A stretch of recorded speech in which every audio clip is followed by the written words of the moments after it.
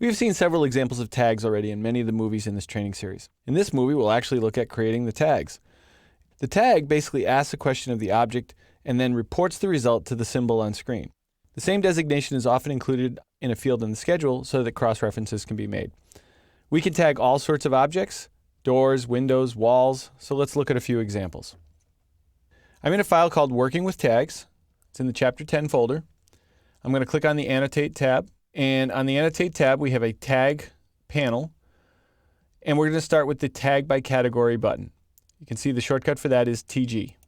Now the way Tag by Category works is as you move your cursor around the screen, Revit will identify the item under your cursor and choose the appropriate tag for you. So you can see that if I'm over a wall, I get this diamond tag, I get the pillbox if I'm on a door, and if I'm over here on a wall, I get this hexagon. We've already got tags in our rooms, so typically if an object is already tagged, Revit will ignore that object. It won't add a second tag. Some items will highlight, like this railing, but if I were to actually click on the railing and try and tag it, I would probably get a message telling me that I don't have a railing tag currently loaded. The same might be true for floors or other objects. So Revit will let you tag just about anything, but in order to tag something, you actually have to have that tag loaded. Now, before I go ahead and actually click to create this tag, let me point out one more thing. Notice that this tag is actually being attached to the object with a short straight leader. This is all controlled right here on the options bar. So sometimes you want tags to be associated with the objects with a leader, and other times you don't. So what I'm going to do is actually uncheck the leader here to create door tags, and then I'll go ahead and click on the various doors. Now, I'm going to zoom in and show you that when the doors were added, they were numbered at that time. So by tagging, all we're really doing is, again, the tag is simply asking the question of the door, hey door, what number are you? And it's reporting that information in the tag. So it's not assigning the number at this time. It's not changing the door in any way. Now, this particular door doesn't actually have a number, so you see a little question mark appears, and we can remedy that easily enough. Now, if I came over here to a window, in this case, it looks as though the two windows have the same designation. Well, tags can report any property in object they're tagging. In the case of the door, the tag is reporting the instance property for the door number. It's called simply the mark. In the case of the window, it's reporting the type designation for the window, which is called the type mark. So that's why these both share the same number, because what it's telling us is these are both type 22 windows. So for example, if I were to click Modify, select my window, and from the type selector, choose a different size, you will see that not only does the size and shape of the window change, but the type designation changes as well.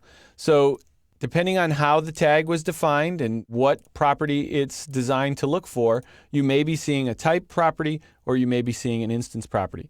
Now, the way that I'm adding these tags is fine. I mean, it's moving along pretty quickly, but there's actually a much faster way.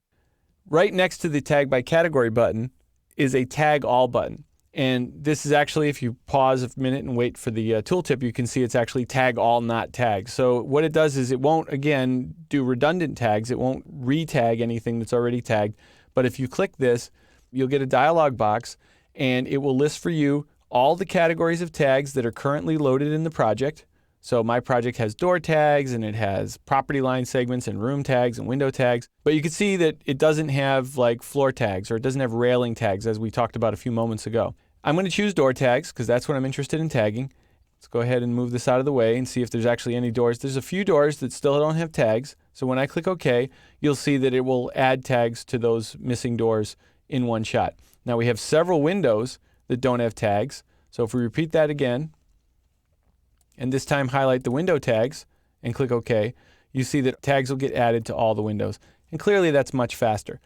Now, even though we have Tag All, not Tagged, some tags you may still choose to do manually. For example, I'm going to go back to Tag by Category, and I want to talk about wall tags next. Now, with a wall tag, you typically don't want to attach that directly to the wall. You typically want a leader associated with that. So I'm going to go ahead and check the leader box, and then I can come in here and select my walls and you'll see the tag appear with a leader attached to it.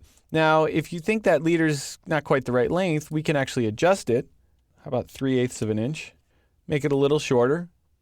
And I'm using my tab key here to highlight the wall, because I don't want to tag the toilets. But I can kind of move around and make these changes. Now, why are all these tags blank?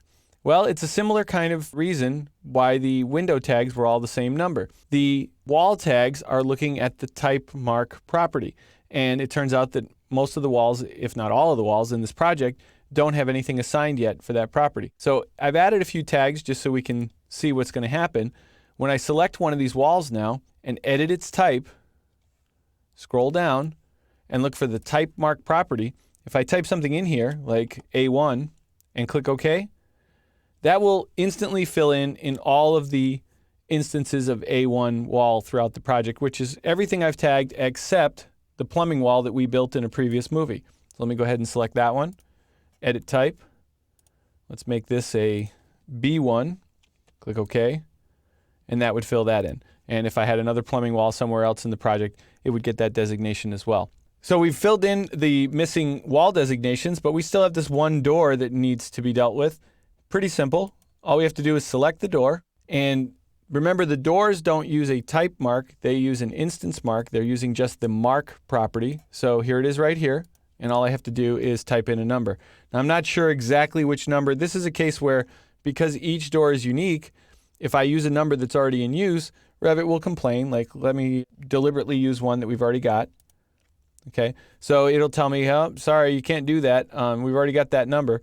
So unless I'm looking at a door schedule, it might be difficult for me to know exactly what number to assign here. So I'm going to just play it safe, and I'll put in something like 20, which looks like it's okay.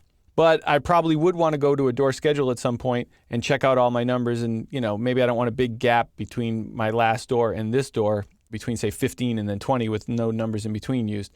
But as long as you're not using the same number over again, you can put in just about any number you like. So that's how you add tags. Use tag by category to add them manually one at a time. You can use tag all not tagged in cases like door tags or window tags where it makes sense to do so, where you want to just quickly create the tags for all those objects. For things like wall tags where you want to add the leader, you might want to have a little more control, place them yourself. So there it makes a little more sense to do tag by category and place them one at a time.